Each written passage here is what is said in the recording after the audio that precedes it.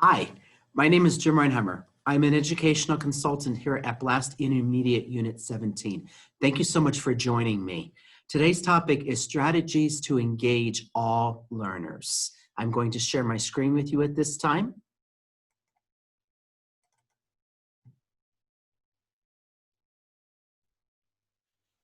Okay.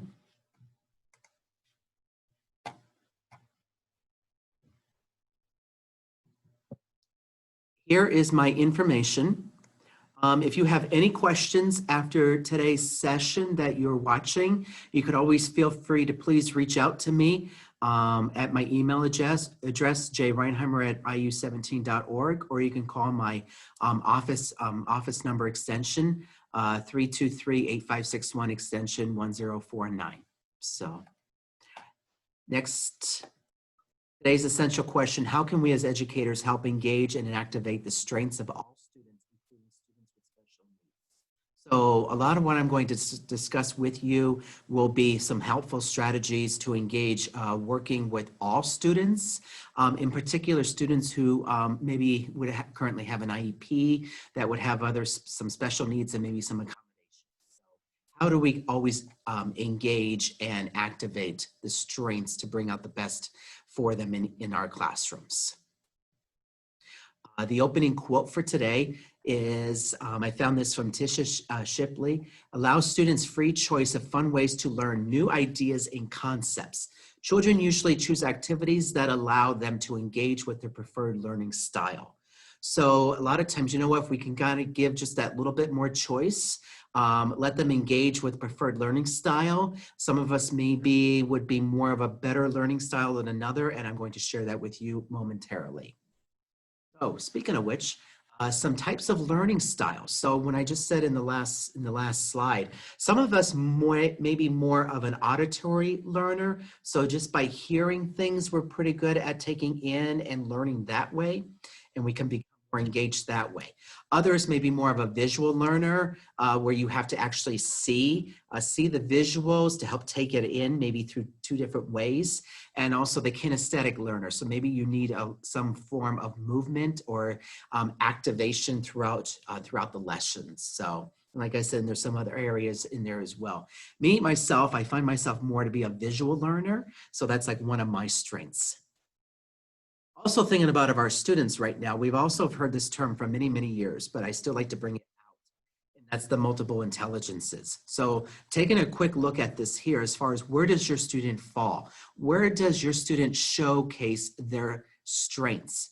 It could be in one of these areas, it can be in several areas. So you could always look back at this and just think about that when you're making those modifications and working with those students.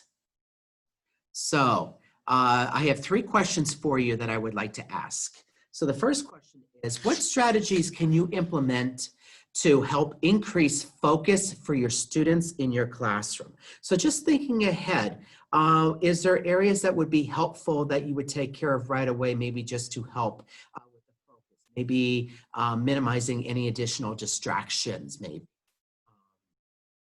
What educational games do you use to increase your students' interest and engagement for positive learning and interaction?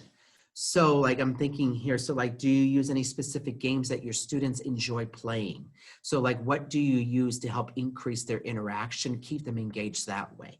So like, for example, I'm just thinking of, I know some like to play, let's say Kahoot, or just play some other online games, or it could just be something simple, just back and forth turn taking, playing games. Thinking about how each of your students excel in learning, how do you incorporate colorful and interactive items and lessons to engage and motivate your students? This is going back to those visual learners, for example, or some of those that maybe like color, they like materials that they can look at. So like, what can you use to help engage them? Maybe they need something to, let's say, handle, maybe with their hands, maybe while they're learning. They're engaged, let's say, my particular example I used to use for my students was a little bit of kinetic sand. They put it in their hand and they would play with that. as they are learning the lesson. And it also helped to increase focus. And at the same time, they were engaged. And it worked for most of my students that I worked with. So that's just one example there. So how can we initiate strengths of students? So how can we as educators help engage and activate the strengths of students with special needs, for example? I'm thinking about maybe the students could be in full inclusion classrooms, could be in self-contained classrooms where maybe just by a limited number of students in the classroom, or maybe in between, maybe they're in both environments. Examples of engagement. So my first one here for an example could be is how can you maybe connect learning to the real world? And we get asked that question all the time. When am I ever going to use this? I know a lot of times I felt myself going through school thinking, when am I ever going to use this? You want to engage, answer the question and engage students with content they know is relevant to life in school. So somehow, how can you connect to what they're learning about today? How can that be helpful for them down the road? It could be through college, through the workforce. It could be like in wherever they find their life is going to lead them. So it's something wherever they enjoy doing. So examples include real life examples from outside the classroom. Another example is begin the lesson with an interesting fact. So looking at this, maybe you could always ask a question such as, did you know that baby camels are born without a hump? So it'd be like, wait, what are you talking about? I didn't know that. So like somehow, how can you hook their interest? Try to get them engaged right away. And you could even just take it on maybe a specific interest that they like and enjoy. So, and you can do this with all levels of students that you're working with. So I know that Education World gives a lot of great examples. So I included that here, and that's also included in the hyperlink at the end of today's session. You want to exude enthusiasm and engagement. Keep it exciting. Keep it engaged if honestly, so like for example, if I was doing a lesson, if I'm really displaying that enthusiasm and engagement, it's going to help bring them in as well for the majority, if not all my students. So that means I'm really interested in it. So it's not just like another job right now I'm doing. So encourage connections that are meaningful and relevant. So how is it meaningful to their lives? How it can be relevant? It kind of goes back to that other one I said before, as far as keeping it to the, like using it for future reference in the real world. So always be mindful as well as there may be some students who may be just playing for those short attention spans. Some students are not going to participate for a long period of time. Depending on the students that you work with, if let's say if they were in a kindergarten classroom, some students maybe they can focus maybe anywhere from 10 to 30 minutes. Think about maybe first grade students might be 12 to 35 minutes, I say on average. Second grade students would be an average of 14 to 40 minutes, and it keeps increasing by 2 minutes versus 5 minutes at the end there. So address different learning styles and multiple intelligences. As I said before, just going back to that, address like where do they excel at, okay? We could always incorporate all of them, but also focus on where are their strengths, because in order to keep them engaged, you want to keep them learning in those areas that they do well in. Next, converse with the students. Speak to them. Don't talk at them. This is definitely not a time during a lesson. Do not ever have those power struggles with them. If they're not interested in the lesson, maybe find some other way that you can still connect with them. Have that conversation with them, converse with them. All right? Conversations are so very, very important, okay? Include them throughout the entire activity and task. You can always turn lessons into games. So somehow how you can create it into a game that they would enjoy. I know sometimes we think it has to be online, and of course it doesn't. You can turn it into any other game just by having fun as well. So turn lessons into stories. I always like to do is I used to always tell a lot of stories when I was a teacher. I used to always try to keep them engaged that way of something that maybe from when I was growing up. So I tell you one thing, students definitely love when you tell a personal story about them, about yourself. So so I feel like that's pretty interesting. Maintain close proximity and eye contact. And do, for the sake of right now of trying to social distance, the close proximity may not work at this time. Keep that eye contact, just kind of keep them in the back, like in the corner of your eye, maybe if they are displaying, let's say, a challenging behavior at that point. But you know what, sometimes just by that eye contact, that attending to them, that's engaging because they know that we are attending to them. That keeps them engaged. And always offer choices. They may not be interested in what's being presented at that moment, but if you give them a choice, they're likely to choose something else. So, and I say here, always have that bag of tricks, keep them engaged. Sometimes literally just have an extra something just planned just in case. You never know what will happen, and you keep them engaged that way. Or literally you could do is actually walk around with a bag. I wonder what's in my bag today. Oh, I don't know. And then you can try to, let them pick something out, keeps them engaged that way. You could use that maybe at various times of the day as well. So some helpful considerations here.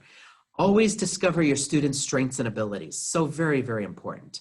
You could always do is before you get a new student, talk to former teachers, classroom staff, look at cumulative files, assessments, positive comments from teachers. Like I said, I know sometimes we might hear something that might be negative or a challenge, but you know what? It's a new year, new teacher. And you know what? It could be a new opportunity. So do not take that with just think about it as far as, okay, what can I do as far as to help and support the student this year? So fill out the strength-based inventory for each student, what they're good at. Have parents complete it as well. So kind of get the parents involved, all right? Keep that communication back and forth. It definitely is helpful as far as when you're working with a student. Ask students what they're interested in. For students that are verbal, if they like to communicate with you, it's always do that check-in with them first thing in the day when they come in. Something maybe interesting they saw this morning or last night, or an interesting fact, you know what? Sometimes that's all we need to do to just keep them engaged for the day. What they're good at, what they like to study. Include all students, especially those with that may have some needs. Considerations. Thinking about each of your students and their needs, it is important to consider some accommodations to enhance the learning environment. So of course, we always know this, not every student learns the same way. Here's a few tips to create a well-rounded learning atmosphere. Okay. So like I said, what else can we do to maybe help proactively help our students? So develop strength-based learning strategies. Like I said, some of it might repeat itself just a little bit. It's just so very important. After knowing your students' strengths, design strategies that highlights those abilities. So let's say, for example, they like to draw, but you know what? Maybe they struggle in reading. Have them illustrate the vocabulary words. Keep them engaged that way. That could be one example. Combine students' strength with a learning deficit. So wherever maybe they're struggling at, how can you pair that with something that they do well at? Okay, because if you do that, you have a better chance of helping them to take that deficit and maybe use it in a positive direction, and they learn at the same time. Provide positive role models with disabilities. So you know what, you could always have them pair up with another student. You could always do is just talk about some other famous people maybe who might have some disabilities in their life. As I said, some examples, Carol Greeter has a learning disability. Steven Spielberg has ADHD, Temple Grandin with autism, very famous individuals. We can create lessons units, books to read on these topics. Just talking about like far as, like these are some of the struggles. This is what I've done to continuously excel and to do well. So. Use assistive technologies and universal design for learning tools.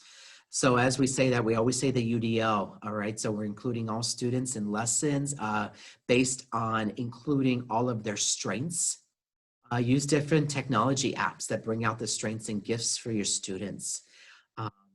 Speech to text, for example, could be Dragon Naturally Speaking, Prologue Go for the augmentative communication app for students with autism.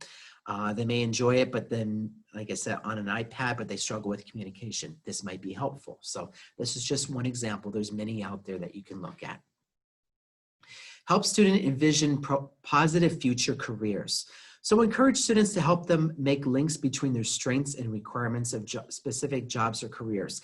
That could start immediately when they first start school. As they become age 14 and start transition services, all right, focusing on their strengths because that might help them to pivot what they want to do for the rest of their life. Create positive modifications in the learning environment. So focus on you creating changes in the classroom or on particular strengths of your students with specific special needs. So maybe a student with ADHD, you give them a little stability ball, maybe while completing a task, provide more helpful jobs. Pair them to do something that they enjoy. If they love music, you know what? Let them have music during breaks. Or maybe while they're doing a little bit of work, if they're able to complete the work, you know what I mean? So like, what can we do to keep them engaged and interested? Maintain organized classroom and limit distractions. And like I said, we're always talking about this. So it's like, these are some of the proactive, preliminary attempts we can do and do as well as throughout the lesson if needed. So think about organize your materials, maybe have students help organize materials. That definitely keeps them engaged that way. Think about the checklists. Have them make a checklist, or you create the checklist, have them check it off, maybe take off a little sticky note when it's completed. Keeps them engaged that way. Teach them to do their own task analysis. That's what that means. Move to another area for certain activities or tasks. Decrease, eliminate distractions as much as possible. So that could be, let's say, the windows, maybe people walking by. It could be maybe other peers who might have maybe their volume in speaking maybe a little bit louder than others or making sounds. Also want to always encourage the staff to limit conversations, especially when students are in the classroom, something that may make sure it's on topic. And there may be a time where maybe we would have to keep the volume maybe at a lower level. So. Use music and voice inflection. There are teachers I've seen where they like to use music during transitions. They like to keep it engaging throughout the transition so the student doesn't even know they're doing the transition, or they like to take part. So, or maybe the completion of a task as well. Maybe vary your voice inflections. So I know, like, sometimes I found myself starting to raise my voice or lower my voice a little bit as far as different times. I tried to start to sing a little bit.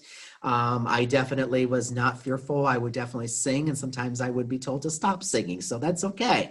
So like I said, we can try different engaging strategies. Model the appropriate volume to help student learn what's appropriate. At times during a lesson, maybe we need to keep it, let's say, at a 0 will be completely no talking. Let's say at a 1 would be maybe just a whisper. At a 2 would be talking a little bit lower. 3 would be my normal speaking voice. 4, right now I'm speaking loudly. And 5, let's just say I'm yelling across the road at the neighbor that lives a quarter of a mile away. So next, helpful tips.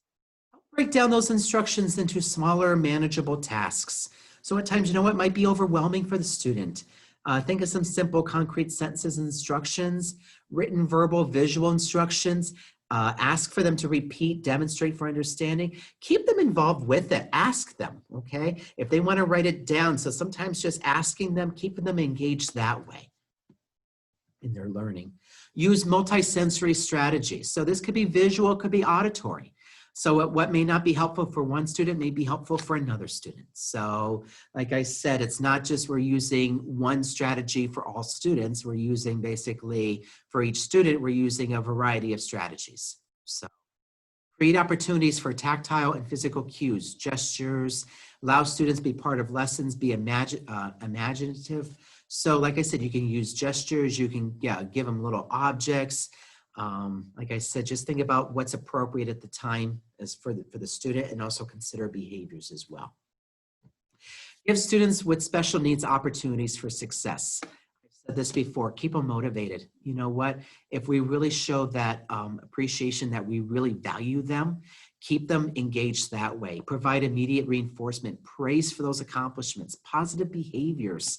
Be consistent, explain those rules and expectations. And if they don't do it the right way, you know what? Teach and model it again. You know, right? So it may just take many times. That's okay. Correct errors in a positive way. Tell them what they need to do and what they should not be doing. Okay, so like I said, we could always include other students, keep them engaged that way. We're all learning from each other. Strategies to increase engagement. Recognize here that you can have and make an enormous difference in the student's life. Build the trust and make a positive relationship. Very first thing you can do. You work on that right off the bat, you know what? You're going to get more students that will engage. Engage in their lives. Show that interest. Include all students as an equal importance and participant in every task and lesson activity. Okay. Not a time to be behind a desk. Like I said, at times, like I said, if we have to be socially distant as much as possible, but you know what, be standing, be moving around, give them that eye contact. You know what, they really know when you take an active interest in them. So keep them engaged that way.